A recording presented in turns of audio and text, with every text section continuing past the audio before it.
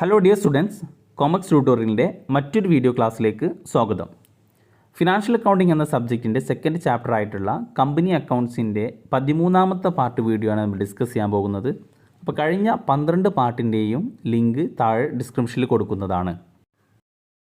ഒരു company share issue ചെയ്യുകയാണെന്നുണ്ടെങ്കിൽ 3 ടേംസിൽ ഷെയർ ഇഷ്യൂ ചെയ്യാം. Issue of shares at par, then issue of shares at premium and the last issue of shares at discount. ഇതിൽ already issue of shares at പാറും issue of shares at premium നമ്മൾ discuss ചെയ്ത് കഴിഞ്ഞു. അതിൻ്റെ video കാണാത്തവരുണ്ടെങ്കിൽ video കാണുക, അതിൻ്റെ link താഴെ ഡിസ്ക്രിപ്ഷനിൽ ഉണ്ടാകും. ഇനി ഈ വീഡിയോയിൽ നമ്മൾ ഡിസ്കസ് ചെയ്യാൻ പോകുന്നത് issue of shares at discount. Share ഡിസ്കൗണ്ടിൽ ഇഷ്യൂ ചെയ്യുക എന്ന് പറഞ്ഞു കഴിഞ്ഞാൽ എന്താണ്? When shares are issued at a price less than the nominal or par value, then the shares are said to be issued at a discount. Company share issue ചെയ്യുമ്പോൾ അതിൻ്റെ nominal value അല്ലെങ്കിൽ par value or face value, ഇത് മൂന്നും ഒന്ന് തന്നെയാണ്. Nominal value എന്ന് പറഞ്ഞു കഴിഞ്ഞാലും പാർ വാല്യൂ എന്ന് പറഞ്ഞു കഴിഞ്ഞാലും ഫേസ് വാല്യൂ എന്ന് പറഞ്ഞു കഴിഞ്ഞാലൊക്കെ ഒന്ന് തന്നെയാണ്. അപ്പോൾ നോമിനൽ വാല്യൂ അല്ലെങ്കിൽ ഫേസ് വാല്യൂവിനേക്കാൾ ലെസ് പ്രൈസിൽ ഷെയർ ഇഷ്യൂ ചെയ്യുകയാണെന്നുണ്ടെങ്കിൽ നമുക്ക് എന്ത് വിളിക്കാം? ഷെയർസ് ഇഷ്യൂഡ് അറ്റ് ഡിസ്കൗണ്ട് എന്ന് വിളിക്കാം. ഫോർ എക്സാമ്പിൾ, 10 രൂപയുടെ ഷെയർ ഇഷ്യൂ ചെയ്യുന്നത് 8 രൂപക്കാണെന്നുണ്ടെങ്കിൽ കമ്പനിയെ സംബന്ധിച്ചിടത്തോളം 2 രൂപ നഷ്ടത്തിലാണ് ഷെയർ ഇഷ്യൂ ചെയ്യുന്നത്. അപ്പോൾ 10 രൂപ ഫേസ് വാല്യൂ ഉള്ള ഷെയർ ആ ഫേസ് വാല്യൂവിനേക്കാൾ ലെസ് പ്രൈസ് ആയിട്ടുള്ള 8 രൂപക്ക് ഷെയർ ഇഷ്യൂ ചെയ്യുന്നതെങ്കിൽ നമുക്കെന്ത് വിളിക്കാം? Issue of shares at discount എന്ന് വിളിക്കാം. അപ്പോൾ കമ്പനിയെ സംബന്ധിച്ചിടത്തോളം 2 രൂപ എന്താണ്? Discount on issue of shares ആണ്. ക്ലിയർ? ഇനി കമ്പനി ഷെയർസ് ഡിസ്കൗണ്ടിലാണ് ഇഷ്യൂ ചെയ്യുന്നതെങ്കിൽ സെക്ഷൻ 79 ഓഫ് ദി കമ്പനീസ് ആക്റ്റിൽ പറഞ്ഞത് പ്രകാരം ഇഷ്യൂ ചെയ്യണം. അപ്പോൾ സെക്ഷൻ 79 കുറച്ച് കണ്ടീഷൻസ് പറഞ്ഞിട്ടുണ്ട്. ആ കണ്ടീഷൻസ് പ്രകാരമാണ് ഡിസ്കൗണ്ടിൽ ഷെയർ ഇഷ്യൂ ചെയ്യേണ്ടത്. അപ്പോൾ ഏതൊക്കെയാണ് ആ കണ്ടീഷൻസ് എന്ന് നോക്കാം. First one, it is authorized by an ordinary resolution passed by the company in general meeting and sanctioned by the company law board. കമ്പനിയുടെ ജനറൽ മീറ്റിങ്ങിൽ ഓർഡിനറി റെസൊല്യൂഷൻ പാസ്സാവണം. അപ്പോൾ ഓർഡിനറി റെസൊല്യൂഷൻ പാസ്സാവുക എന്ന് പറഞ്ഞു കഴിഞ്ഞാൽ ഒരു ജനറൽ മീറ്റിംഗ് വിളിക്കുന്നു. ആ ജനറൽ മീറ്റിങ്ങിൽ കമ്പനി ഡിസ്കൗണ്ടിൽ ഷെയർ ഇഷ്യൂ ചെയ്യാണ് എന്ന് തീരുമാനിക്കുകയാണ്. ആ തീരുമാനത്തോട് 50%-നേക്കാൾ കൂടുതൽ ആൾക്കാർ അവർ എഗ്രി പറയുകയാണെന്നുണ്ടെങ്കിൽ, അവർ ഓക്കെ പറയുകയാണെന്നുണ്ടെങ്കിൽ അവിടെ ഓർഡിനറി റെസൊല്യൂഷൻ പാസ്സാകും. അങ്ങനെ ഓർഡിനറി റെസൊല്യൂഷൻ പാസ്സാവുകയും പിന്നെ കമ്പനി ലോ ബോർഡിൻ്റെ സാങ്ഷൻസ് കിട്ടിക്കഴിഞ്ഞ് കഴിഞ്ഞാൽ ഒരു കമ്പനിക്ക് ഷെയർസ് ഡിസ്കൗണ്ടിൽ ഇഷ്യൂ ചെയ്യാം. പിന്നെ പറയുന്ന കണ്ടീഷൻ എന്ന് വെച്ച് കഴിഞ്ഞാൽ second one, the rate of discount must not exceed 10% of the nominal value of shares. Company discount കൊടുക്കുമ്പോൾ ആ ഡിസ്കൗണ്ട് എന്നത് കമ്പനിയുടെ ഷെയറിൻ്റെ ഫേസ് വാല്യൂവിനേക്കാൾ അല്ലെങ്കിൽ നോമിനൽ വാല്യൂവിനേക്കാൾ 10% കൂടുതലാവാൻ പാടില്ല. ആൻഡ് ദ തേർഡ് കണ്ടീഷൻ പറയുന്നത് at least 1 year must have elapsed since the company was entitled to commence the business.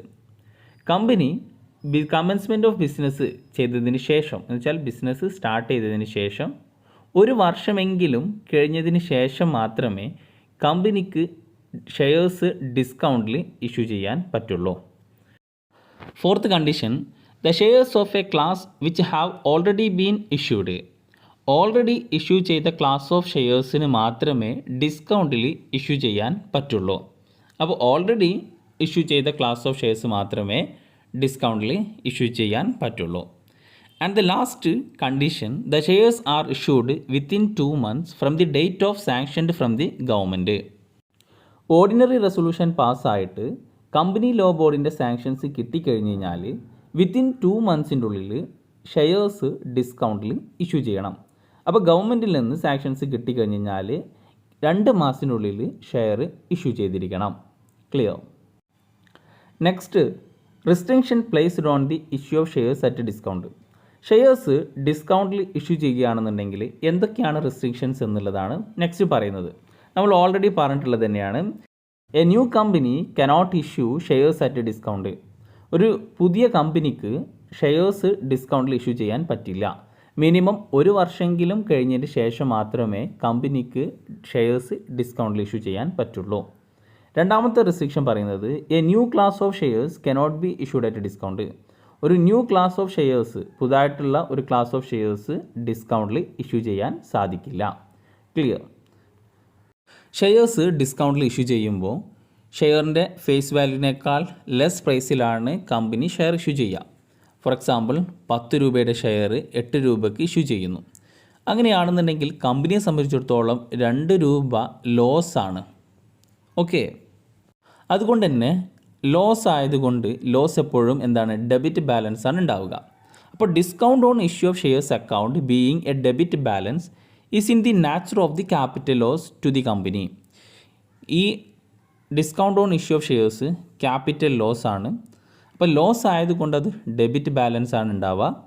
അപ്പോൾ അതിനെന്ത് ചെയ്യണം, നമ്മൾ ജേർണൽ എൻട്രി എഴുതുമ്പോൾ discount on issue of shares account debit ചെയ്യണം. This is shown on the asset side of the company's balance sheet.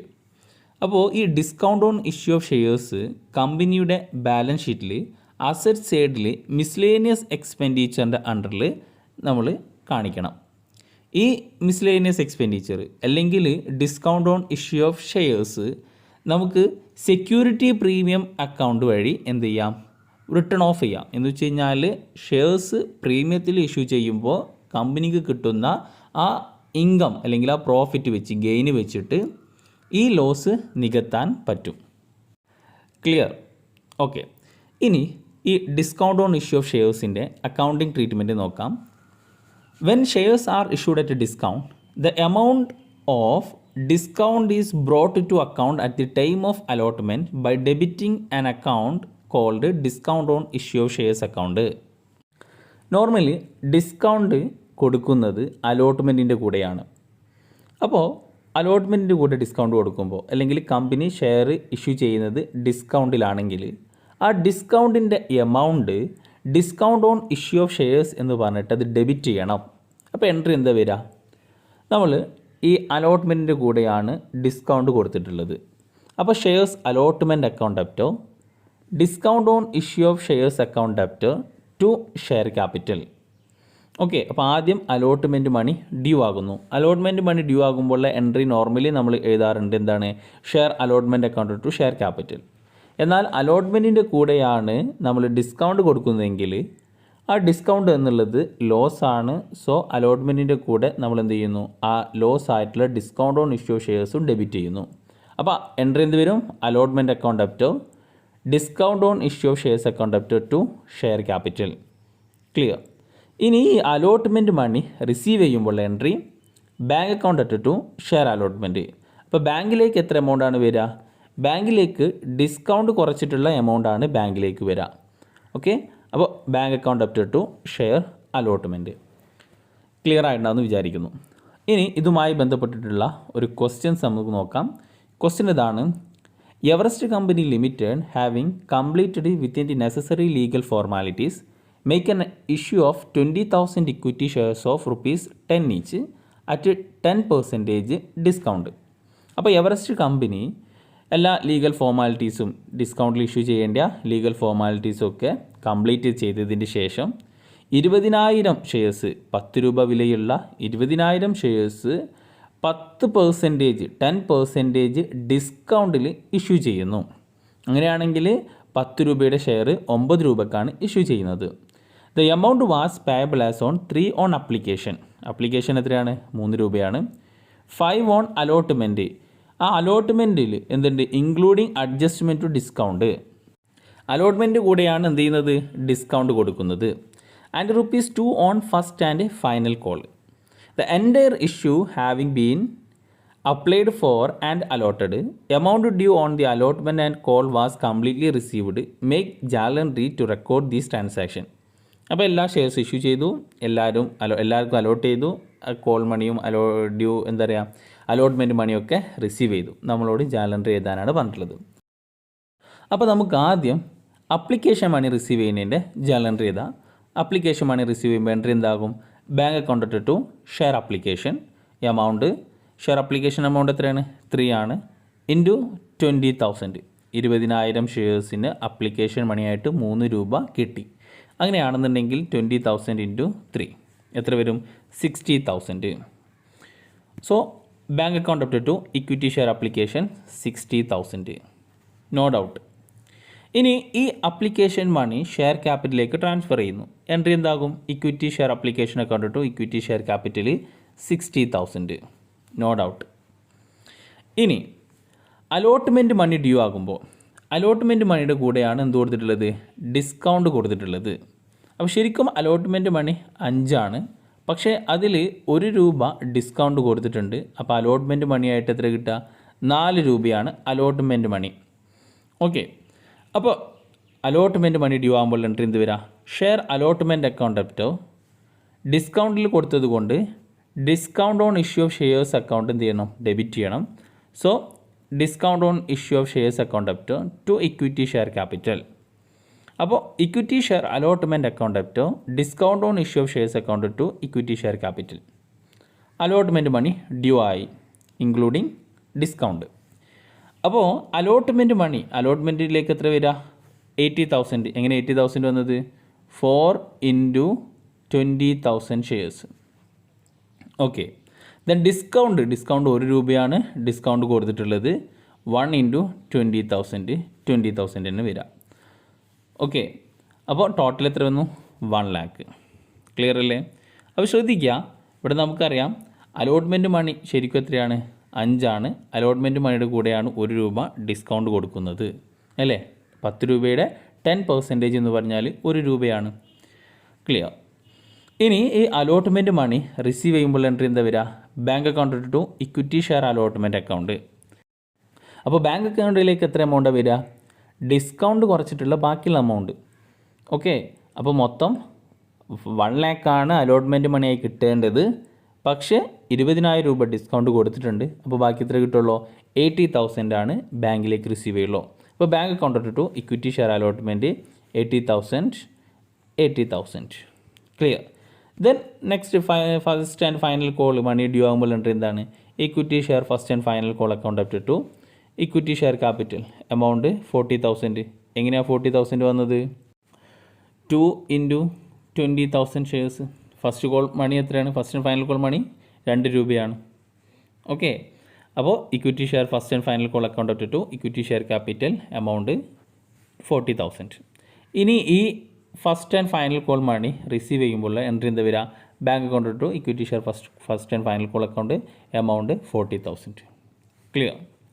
അപ്പോൾ ഇതാണ് ഈ discount on issue of ഷെയർസുമായി ബന്ധപ്പെട്ടിട്ടുള്ള പ്രോബ്ലം. നിങ്ങൾക്ക് എല്ലാവർക്കും മനസ്സിലായിട്ടുണ്ടാവുമെന്ന് വിചാരിക്കുന്നു. ഇത്രയേ ഉള്ളൂ.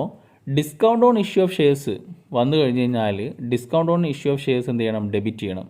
അതിൻ്റെ നേരെ ഓപ്പോസിറ്റാണ് പ്രീമിയത്തിൻ്റെ കേസ് വരുമ്പോൾ. പ്രീമിയം സെക്യൂരിറ്റീസ് അല്ലെങ്കിൽ സെക്യൂരിറ്റി പ്രീമിയം എന്താണ്? കമ്പനിയെ സംബന്ധിച്ചിടത്തോളം ഇൻകമാണ്. ഇൻകം എന്നുള്ളത് ഒരു ക്രെഡിറ്റ് ബാലൻസ് ആയതുകൊണ്ട് സെക്യൂരിറ്റി പ്രീമിയം അക്കൗണ്ട് എപ്പോഴും ക്രെഡിറ്റ് ചെയ്യണം. ഓക്കെ. അപ്പോൾ ആ ഒരു ഡിഫറൻസ് മനസ്സിലാക്കി വെക്കുക. അപ്പോൾ ഇതോട് കൂടിയിട്ട് നമ്മൾ terms of issue of shares complete ചെയ്തു. അപ്പോൾ issue of shares at par, premium, discount.